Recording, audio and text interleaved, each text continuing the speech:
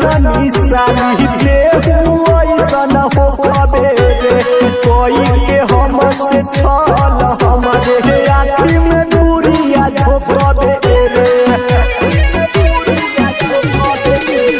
हम नाही जननी सारी देहू ऐसन हो कबे रे कोई के हमसे छल हमरे आँखी में दूरिया झोंकबे रे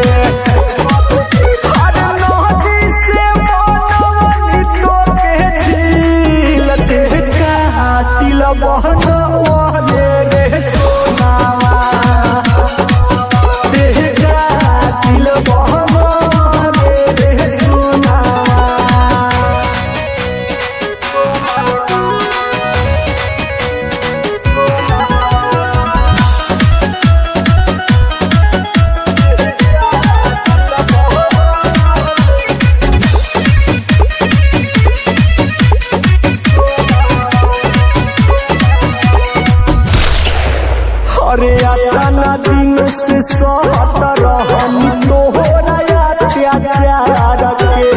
भोग दिहल गहरा सुनू हमार